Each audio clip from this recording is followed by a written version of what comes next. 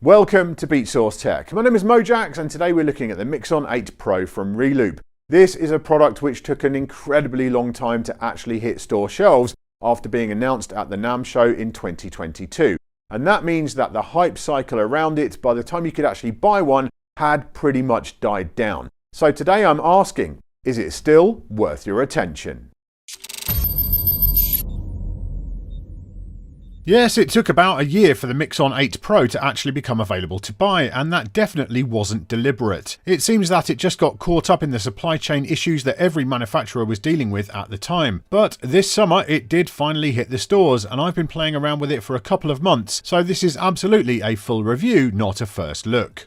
The Mixon 8 Pro is a 4-deck controller designed to work with Serato DJ Pro and Algorithms DJ Pro on macOS, Windows, iOS and iPadOS. It unlocks the full version of Serato DJ Pro, but you'll need to pay for the DVS expansion if you want to use that, and you'll need a subscription for Algorithms apps. It has a street price of around $1,250 in the US, which puts it in the upper tier of controllers, up against things like the Denon DJ SC Live 4 and the Rain 1, but below things like the DDJ Flex 10 from Pioneer DJ.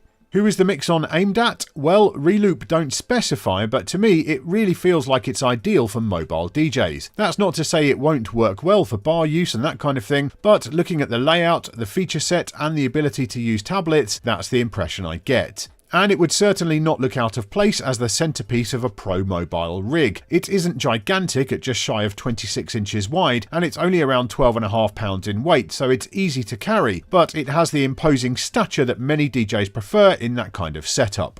The build quality is great, with metal pots everywhere. The case is mostly plastic with a metal top plate, which helps keep the weight low, but because it's not very tall, it feels very dense and solid in hand. The capacitive jog wheels are very accomplished with a smooth feel, and they're highly responsive to touch. Like all jog wheels of this type, some DJs will love the amount of resistance and others won't, and there's no adjustment for that, but I think Reloop have settled on a good all-round setting. I found the very low profile jogs on the older Mixon 4 a little unwieldy for pitch bending, so I'm much happier with the taller ones found on here.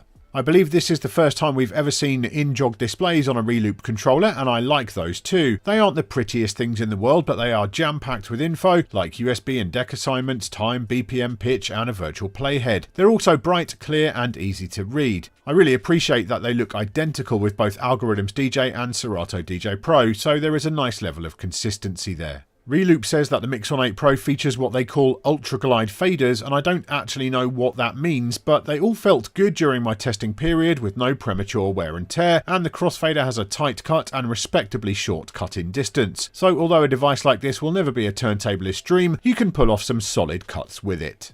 The one quirk, if you can call it that, of the layout is that the Mixon 8 Pro uses a mirrored control scheme with both pitch faders on the outside of the unit. This is very different from the club-style layout, which is found on many controllers these days, where both deck sections are laid out identically. There are valid arguments to be made for both layout options. This one keeps the left-hand pitch fader well away from the up faders, for example, but as I'm somebody who uses a variety of both modular and all-in-one kit, I find the mirrored option a little frustrating. Many times at gigs I found myself hitting pad 5 on the right deck when trying to press play, but that's really a muscle memory thing, and if the Mixon is your main or only controller, you'll get comfortable on it quickly enough even if you aren't to begin with. Reloop don't specify much about the quality of the digital to analog conversion aside from saying it's 24-bit, but I found the unit sounded really good on a variety of systems with a clean and punchy profile. Even the phono preamps are pretty decent. They aren't the best I've ever heard, sure, and they're a touch shrill in the upper mids, but considering the type of device they're in, I'm really not complaining. The only slight issue I had was when I was trying to play vinyl with both a computer and an iPad connected, I was getting some kind of ground loop. That may have just been specific to my studio, but regardless, disconnecting the iPad resolved it immediately. Speaking of the phono preamps, I do want to note that the Mixon 8 Pro does function as a standalone mixer. You don't need to connect a phone, tablet or computer to get sound out of it. The mics, line and phono inputs will all still work, so if you have a catastrophic software meltdown, you can still keep the party going with a backup source.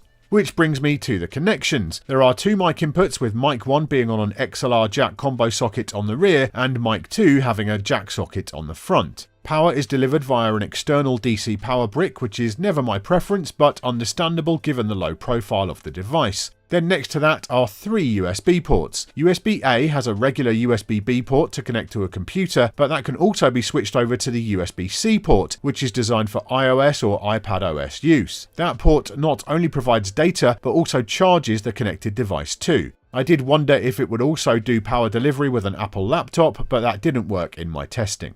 Then you have USB-B, which is another USB-B port for a computer. All that combined with the individual assignment switches on each channel, and you have an incredibly flexible setup there, which I'll demonstrate to you shortly. Each of the 4 channels then also has a set of RCA inputs, with the outer 2 being line level only and the inner 2 being switchable between line and phono. I already mentioned playing actual vinyl through the controller, but DVS in Serato DJ Pro also worked exactly as expected. Outputs are comprehensive, with master out on balanced XLRs and unbalanced RCAs, and a separate booth output on balanced jacks. All good there. The Mixon 8 Pro will integrate happily into any professional rig. Before we move on to the demo, I do want to talk about the slot on the rear for your iPad. I say iPad because my iPhone 12 Pro Max wouldn't fit very comfortably in it because of the small bezel, and my older iPhone XR wouldn't fit in it at all. Both 11-inch and 12.9-inch iPad Pros sat in there quite happily though. The method of mounting is quite limited. There's no way to adjust the viewing angle or anything like that, and I'm a touch fearful of what would happen if the device was pulled or leant on, but I can't think of another solution which wouldn't add significant bulk to the controller. Ultimately, I ended up using a separate stand at my gigs for my iPad, not least because I prefer not to have a big screen directly between myself and the audience, but I suspect for many, this simple default option will fit their workflow just fine. So I'm going to talk you through this thing as live. I think that's really the best way to highlight the flexibility of the Mixon 8 Pro. You know, this thing has a lot going on. It's a 4-deck controller, and you can do 4 decks with both Algorithms DJ Pro and with Serato DJ Pro, but you can have both at the same time, and that's what I've got running here at the moment. So on the outside channel here on the left, I have the microphone coming in. This is microphone 1. That's going into the XLR connection on the rear. Now that does take over a channel, so you can't do 4 decks and 1 or 2 mics, because mic 2 is on the channel 4 here on the right hand side. You do need to make sure the mic 1 on is turned on. I made the mistake of not turning that on when I first filmed this, and yeah, it didn't record the mic because it wasn't going through the XLR outputs. So yes, bear that in mind. You need, even though you can hear it in the headphones, you do need to turn it on to make it live. It's a good kind of safety feature. As you can hear, the mic sounds pretty good, and although yes, you are giving up a main channel for that, it does mean you get the ability to EQ the mic, so you can adjust that. You've got trim control as well. So I appreciate that kind of flexibility of it overall. I'm not a massive user of 4 decks on controllers. I'm not a big fan of big layering stuff going on. So for me, yeah, that's a good solution. It works well. You can run it through the filter as well. What I've not found a way of doing is assigning it to the effects in either platform. I haven't figured that out yet. There may be a way to do that, but if there is, it's something I'm missing. But yeah, overall, so there's my mic there on channel 3. Channel 1, I'm connected to Algorithms DJ Pro on my iPad Pro, which is hooked up in via USB-C into the rear, and it's wedged into the stand on the back there, and that is also charging that iPad Pro at the same time, which I really appreciate. And as you can see, that's working perfectly well. All connected, all running smooth. Then we move across, we've got on channel 2 over here, I've got this switch to USB-B on the rear, because USB-A I've got switched over to iOS and the USB-C connection. USB-B I've got going out to a MacBook Pro, and that's running Serato DJ Pro. And you can see, if you were just to glance at the hardware itself, you wouldn't know any different. The screens, the displays and the jogs look the same. The controls are all very, very similar. And that's the one thing that I think Reloop have really managed to pull off here. They've made the experience very similar when it comes to using both platforms. There are obviously some small differences. If you were to have everything covered in terms of it saying the correct stuff, this thing would look like a book, you know, it would have text everywhere. But even down to the pad modes over here, so like Serato, the pad modes are all marked correctly. We've got hot cue, pitch play, loop roll, save flip, save loop, slicer, sampler, scratch bank, and of course you can use the assignment in the software to choose one of those pad modes. In my case, I generally have save loop assigned to stems. So because this hardware was designed before Serato stems existed, there's no dedicated stems controls for Serato, but you can assign a pad mode as you can do with other hardware. Over here on Algorithm DJ Pro, the legends on there don't quite match up, but they're very close. So we've got hot cue, we've got pitch play. Loop roll is loop roll. Save flip is obviously not a thing, but you do have the effects, the instant pad effects, which I'm a big fan of.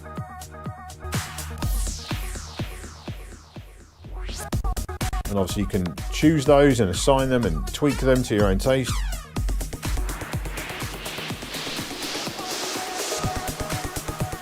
Then we have saved loops, that one is marked correctly. Slicer is what it says on the tin. Sampler, again, there's dedicated sampler volume control, which I know a lot of people appreciate. And you can see these pads are big, they are bright, and they are responsive. I'm very happy with these pads in general, all good there. And then scratch bank's not a thing, so we have instead neural mix controls on the last pad mode there. And you know, the elephant in the room right now is that unfortunately neural mix from Algorithm is not up to the standard of Serato stems or Virtual DJ stems 2.0, but you know it's only a matter of time. They were innovating in this space, you know they'll come back with something better at some point. They just haven't at this stage. So we have like solo modes, we have even a swap thing over on the right hand side of this. Loads of options for your neural mix stuff going on there. Looking at the rest of the controls, they all kind of function in much the same way. So we've got the cue, we have the play pause, that works the same on both. We have sync on and off. Shift button is there, so shift and sync to turn that off. We have parameter controls, which I really appreciate. We're seeing more and more controllers shipping without parameter controls, and I think that is kind of restricting. So I do like having those there for your different pad mode adjustments. Then we have the looping, which works the same on both platforms. So we've got auto loop. We have the LED there to show you which the value is selected. If you go beyond, then you go up to full LEDs lit. If you go below, then they flash. So that's a 4-beat loop, auto loop button above. And that functions the same on both platforms.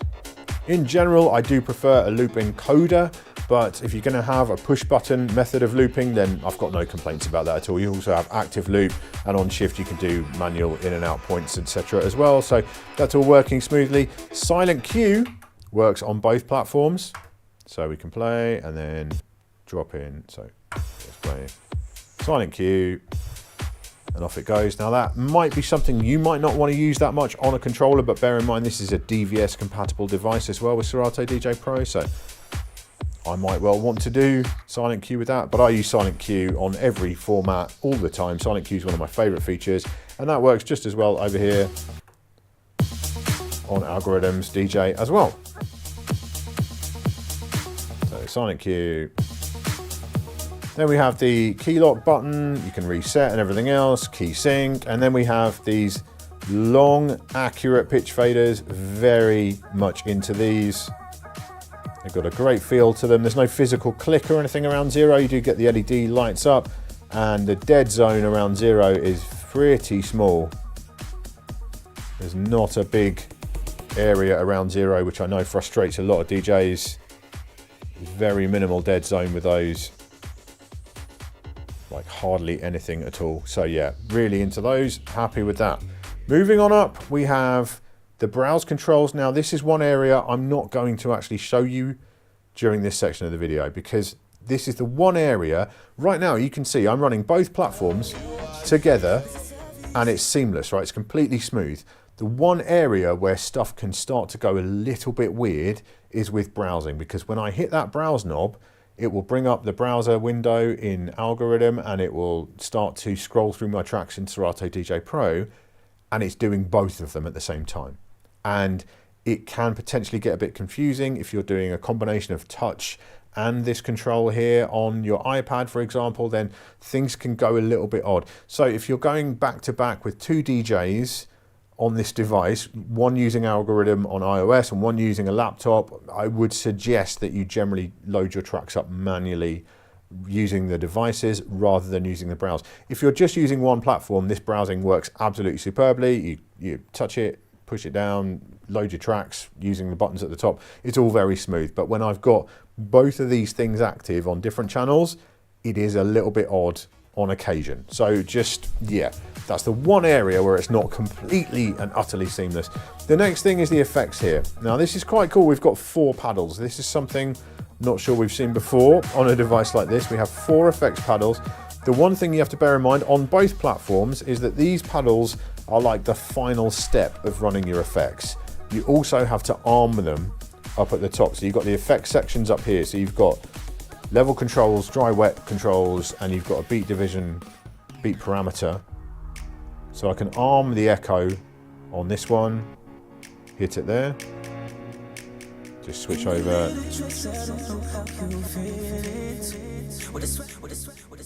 So in Algorithm, it's post fader and post crossfader as well. Great.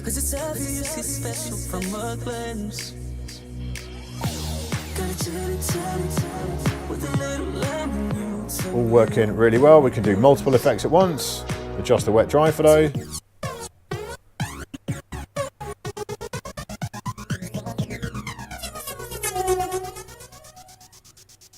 All good there. It's a similar situation with Serato over here. Again, we need to arm it. So I'm going to arm it, and then you can see it hasn't actually activated, so I need to do the paddle. And again, post fader and post crossfader,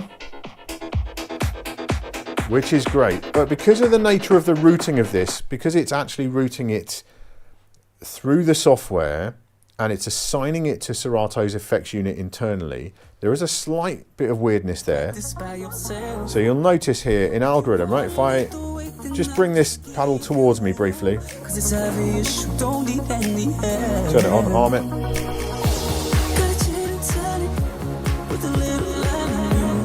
You can hear it does tail, right? It's tailing out. Let me just do a longer one.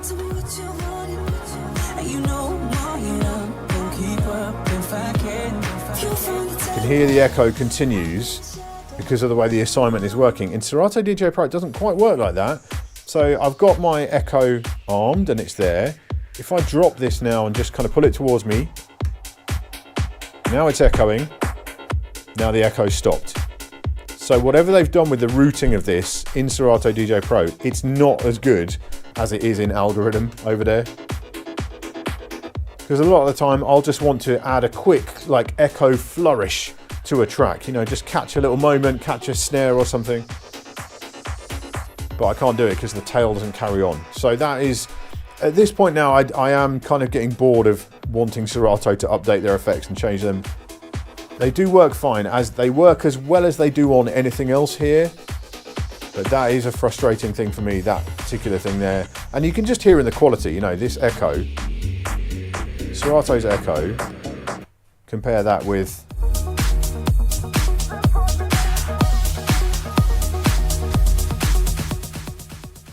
that's just a better echo. It just is. So, you know, it's time that Serato did a bit of work on their effects, in my opinion, but there you go. Anyway, moving on up.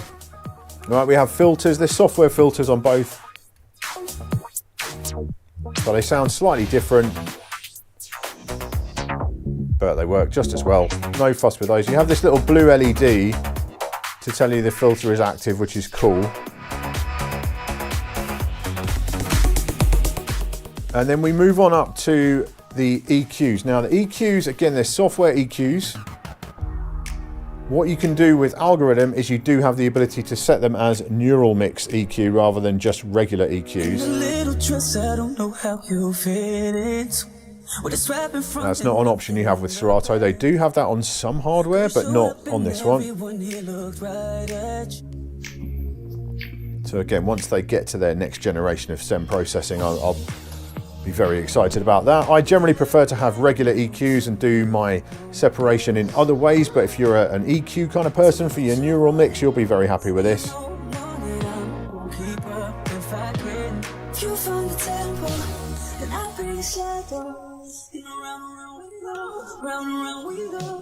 And then we have my kind of biggest complaint with the actual hardware itself, which is related to these EQs, and that is it's quite bright here in the studio, right? It's pretty bright. You can see what's going on with these fairly well. Put this in a dark environment, and these knobs with grey markings on a black knob literally disappear. Like I watched Cleveland Terry's review of this. You know, Cleveland is a friend of mine, and I always watch his stuff. And if you're looking at a product and we've both reviewed it, you should get both our perspectives on it. I completely think you should every time. And I thought he was exaggerating about the visibility issues with this mixer section until I took it out and gigged with it.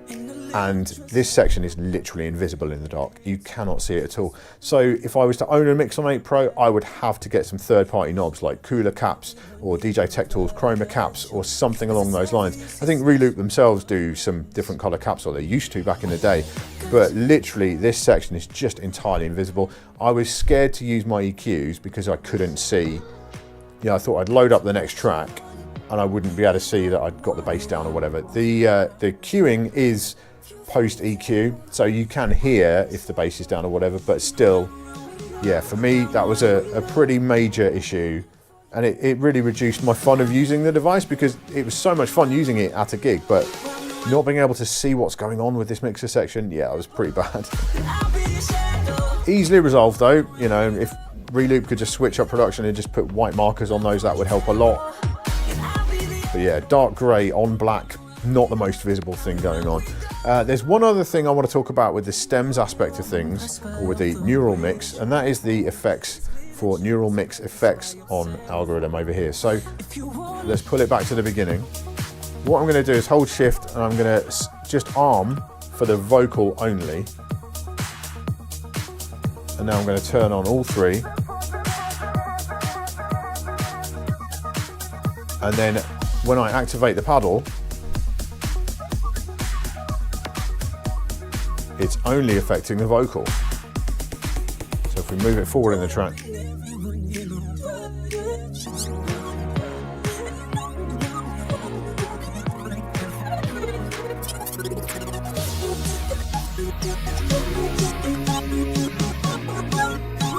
so I've got an echo, a flanger and a gate, and they're just affecting the vocal right now.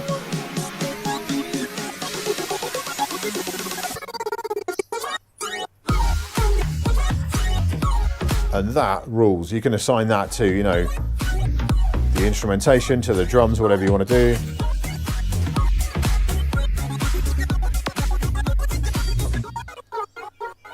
And the way the routing works, that isn't then post fader. So if I drop this down, we have an echo running on the vocal, but if I drop the fader, we don't have a tail on the vocal.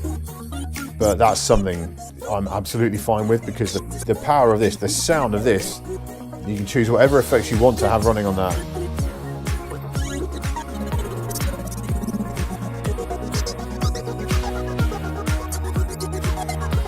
Let's change that to a ping pong delay.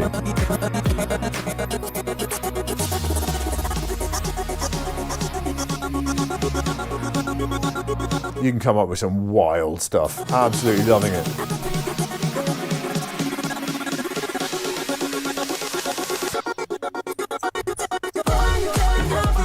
Amazing. So yeah, love that feature with Algorithm DJ Pro. The neural mix effects is fantastic. That's not an option with Serato.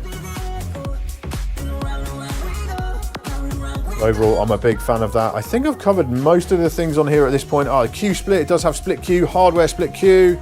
Magical and wonderful. As an in-ear monitor user, I'm all about split Q, and I'm all about having it on the hardware. That's really good there. Of course, you have your Q master blend knob, you have the Q level, great volume output, both sizes of headphone jack on here, booth and master output, stereo and mono switch on the top panel, again easy to access.